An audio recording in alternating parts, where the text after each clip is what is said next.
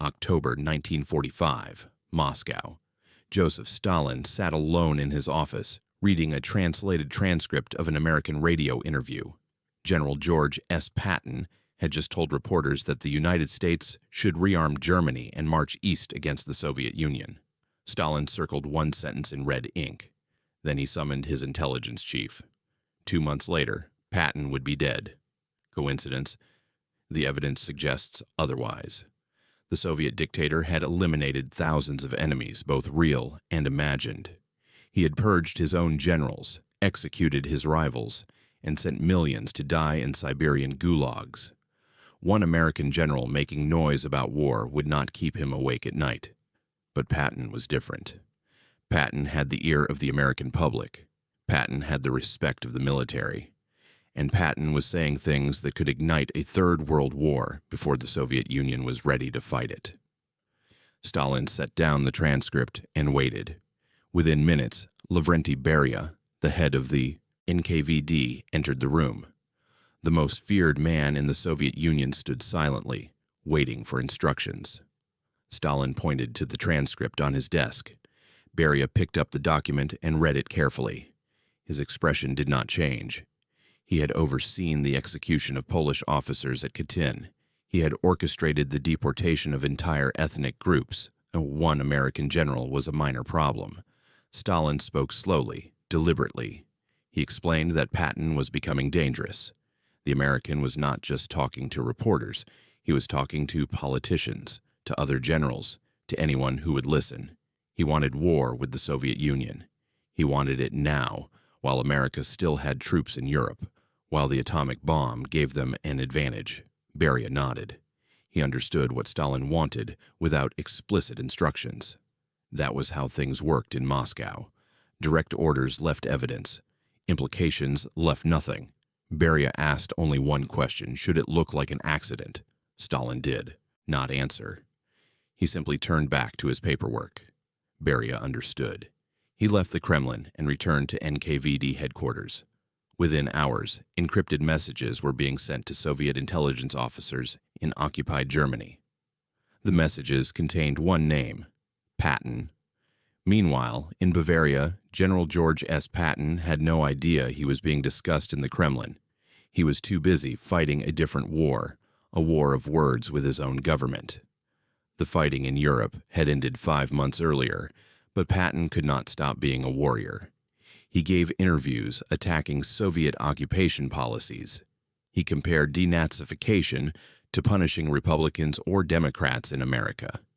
He suggested that former Nazi party members were no different from American politicians. Washington was furious. Eisenhower was embarrassed. The press was having a field day. Patton did not care. He had never cared about politics or diplomacy or careful language. He was a soldier. He said what he believed. And he believed with absolute conviction that the Soviet Union was a greater threat than Nazi Germany had ever been. He told reporters that the American army should push the Russians back to Moscow. He said it openly, repeatedly, without apology. In Washington, officials debated what to do with their most famous and most troublesome general. In Moscow, that decision had already been made. November 1945. Patton received orders that felt like punishment. He was relieved of command of the Third Army, the force he had led across France, into Germany, and to victory. He was reassigned to the 15th Army, a paper unit whose only mission was writing historical reports. For a warrior like Patton, it was exile. It was humiliation. His friends urged him to stay quiet, to rehabilitate his reputation, to wait for a new assignment. Patton ignored them. He continued giving interviews. He continued attacking Soviet policies. He continued predicting that America would soon be at war with Russia. His diary entries from this period reveal a man who felt his time was running out. He wrote about premonitions, about a sense that he would not return to America alive. He told his wife, Beatrice, that the war he had spent his life preparing for was not over. It was just beginning, and he told close friends something even more disturbing. He believed powerful people wanted him silenced. He did not specify who, but he was convinced that his outspokenness had made him a target. In Berlin, Soviet intelligence officers received their instructions from Moscow. The orders were deliberately vague. Patton was identified as a threat to Soviet interests. His movements were to be monitored. Opportunities were to be assessed. Nothing was committed to paper that could later be used as evidence. The NKVD had perfected the art of plausible deniability. They had assassinated Leon Trotsky in Mexico City 5 years earlier, using an agent who struck the Soviet founder with an ice axe. They had eliminated countless enemies across Europe using methods that ranged from poison to staged accidents. An American general in occupied Germany presented unique challenges. He was surrounded by security. He traveled in military convoys. He lived on fortified bases. But the NKVD officers noted something interesting in their surveillance reports. Patton often dismissed his security detail. He hated being followed by guards. He preferred to travel light, to move fast, to maintain the aggressive mobility that had made him famous on the battlefield. This habit would prove fatal. December 8, 1945. Patton spent his final full day alive doing what he loved. He went pheasant hunting in the German countryside with his chief of staff, General Hobart Gay. The weather was cold, the hunting was good, and for a few hours, Patton seemed at peace. He talked about his plans for the future. He was scheduled to fly home to America in just a few days, arriving in time for Christmas. He would finally see his wife, his children, his beloved horses. He talked about writing his memoirs, about telling the true story of the war, about setting the record straight on decisions he believed were wrong. That evening, he returned to his quarters and wrote in his diary. His final entry contained a strange passage. He wrote about a feeling he could not shake, a premonition that something was about to happen. He had felt this way before battles, before moments of danger, but the war was over. There were no more battles. He dismissed the feeling and went to sleep. It would be his last peaceful night. December the 9th, 1945. A gray Sunday morning near Mannheim, Germany. Patton climbed into the back seat of his 1938 Cadillac staff car. General Gay sat beside him. Patton's driver, Private First Class Horace Woodring, was at the wheel. They were heading to a pheasant hunting site near Speyer, a short drive through the quiet German countryside. The roads were nearly empty. Most military traffic had stopped for the weekend. Patton relaxed in the back seat, gazing out the window at the passing ruins of war. They had been driving for about 20 minutes when it happened. A 2.5-ton army truck appeared from a side road. It turned directly into the path of Patton's Cadillac. Woodring slammed on the brakes, but there was no time. The vehicles collided. The impact was not severe. The Cadillac's front end was damaged, but the car remained intact. Woodring and Gay were shaken, but unhurt. But Patton had been thrown forward. His head struck the partition separating the front and back seats. He collapsed, unable to move. The first words Patton spoke after the accident would haunt everyone who heard them. He said he was paralyzed. He said he could not feel his legs, his arms, anything below his neck. General Gay immediately called for help. Military ambulances arrived within minutes. Patton was carefully extracted from the vehicle and rushed to a military hospital in Heidelberg. Doctors examined him and delivered devastating news. His neck was broken. His spinal cord was severely damaged. He was paralyzed from the neck down. The man who had commanded armies, who had led tank charges, who had walked battlefields under fire, could no longer move his own body. News of the accident spread quickly through military channels. Eisenhower was notified. Washington was informed. Patton's wife, Beatrice, began making arrangements to fly to Germany. The official story was simple: a tragic traffic accident, the kind that happened every day on the chaotic roads of occupied Germany. But even in those first hours, questions began to emerge. The truck driver's name was Robert L. Thompson. He was a 21-year-old technical sergeant from New Jersey. According to the official report, Thompson had been driving a 2.5-ton truck when he made a left turn into the path of Patton's Cadillac. He claimed he did not see the approaching car. He was taken into custody, questioned briefly, and released. No charges were ever filed. No court-martial was convened. Within weeks, Thompson disappeared from military records. Investigators, who later tried to locate him, found nothing. His service file was incomplete. His post-war whereabouts were unknown. For decades, researchers attempted to track down the man who had driven the truck that ended Patton's life. They found dead ends, missing documents, and unanswered questions. Thompson seemed to have vanished into thin air. Some believed he had simply returned to civilian life and avoided publicity. Others suggested something more sinister. A man involved in the death of America's most famous general had simply ceased to exist. At the hospital in Heidelberg, doctors worked desperately to save Patton's life. His condition was critical, but stable. The spinal injury was severe, but Patton was strong. He was a fighter. He had survived wounds in World War I, had recovered from countless injuries, had endured conditions that would have killed lesser men. The doctors were cautiously optimistic. They believed he could survive, perhaps even recover some function with time and therapy. Beatrice arrived from America and took her place at her husband's bedside. She held his hand, read to him, talked to him about their plans for the future. Patton remained alert and lucid. He joked with the nurses. He complained about being confined to bed. He talked about getting back on his feet, about returning to America, about the battles yet to come. For 12 days, he seemed to be improving. His vital signs stabilized. His spirits remained high. The doctors began discussing long-term rehabilitation options.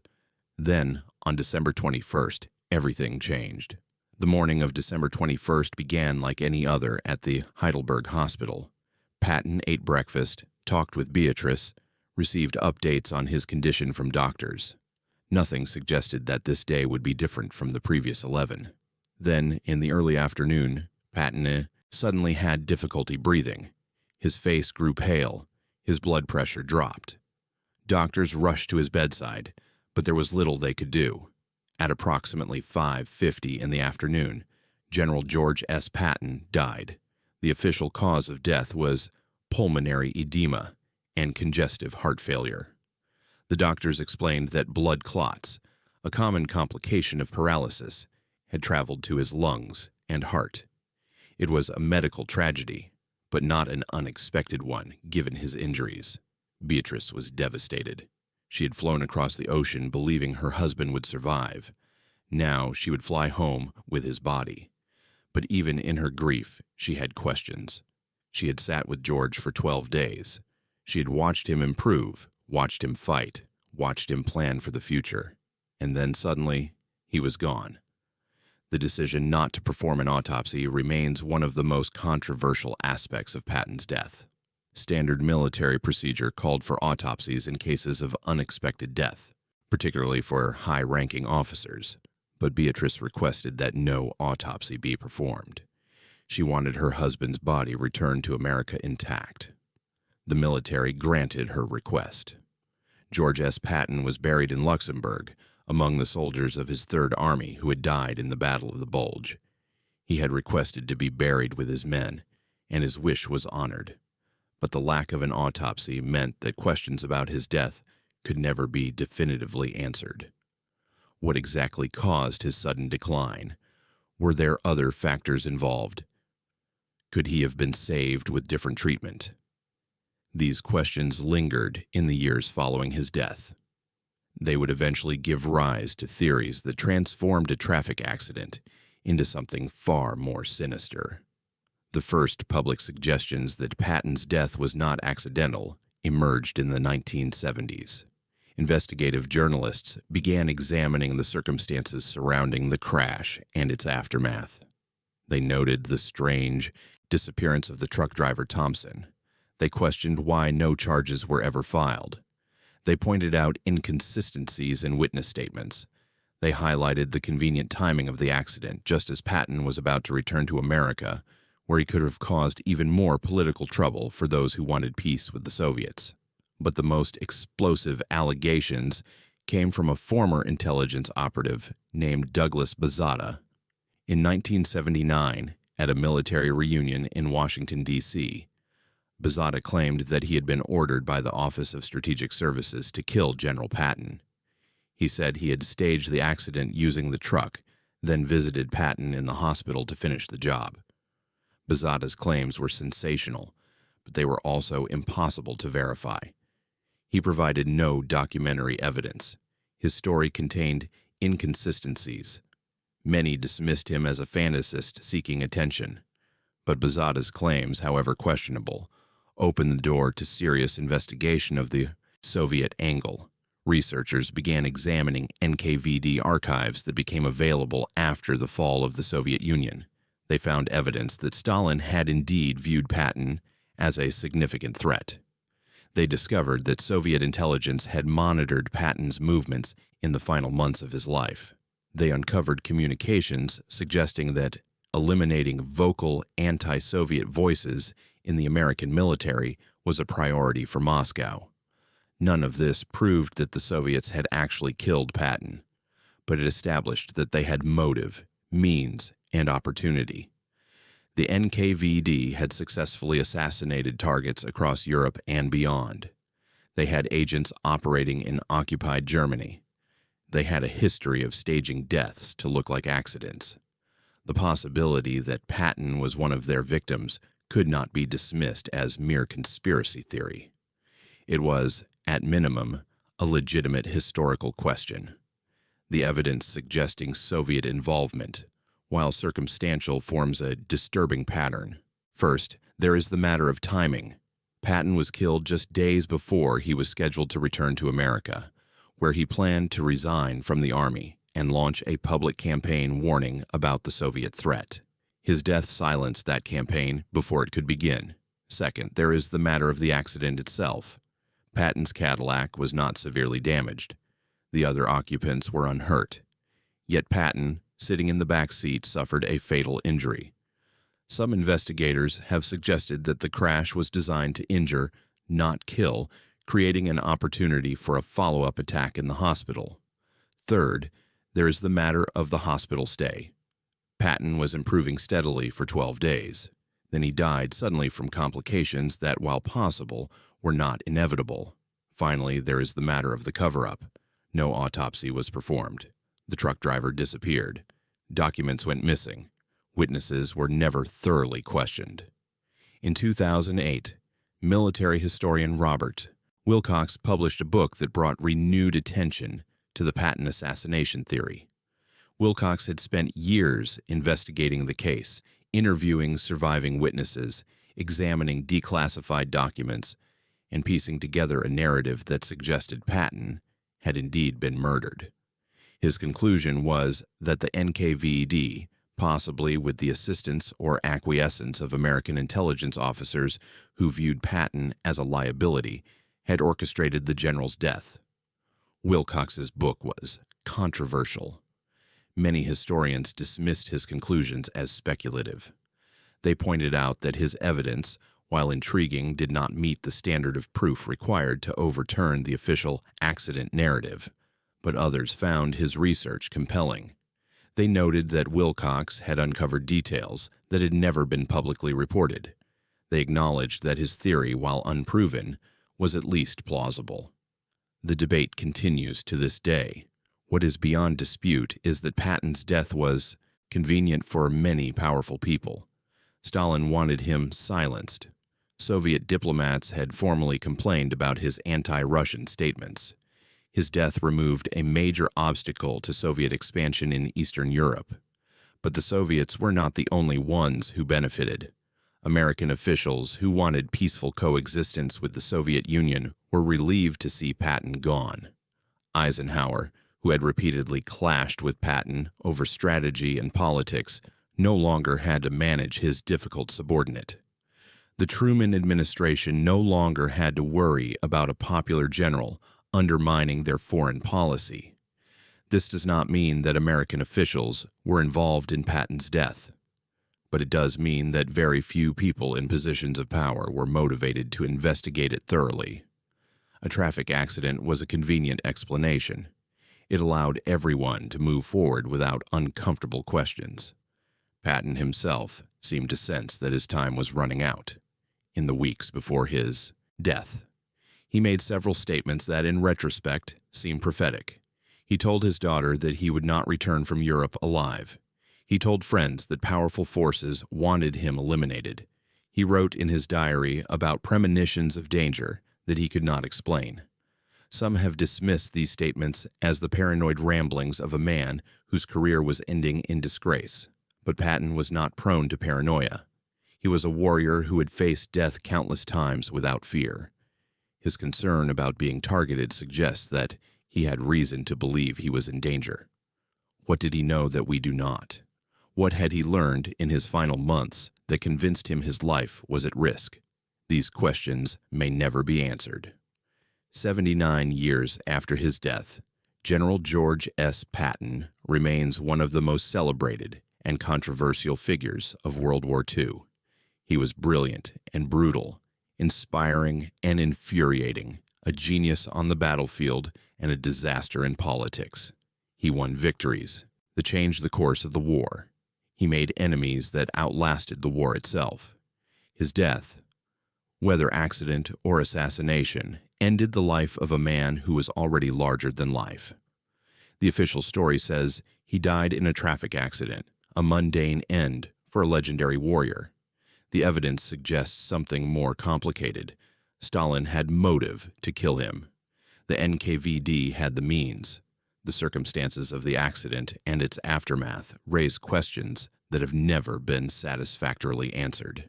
We may never know the full truth. Documents remain classified. Witnesses are long dead. The secrets of that December day in 1945 may be buried forever. But perhaps the most important truth is not whether Patton was murdered, but why so many people wanted him dead. He was dangerous because he was honest. He said what others only thought. He warned about threats that others wanted to ignore. He refused to play political games or soften his message for public consumption.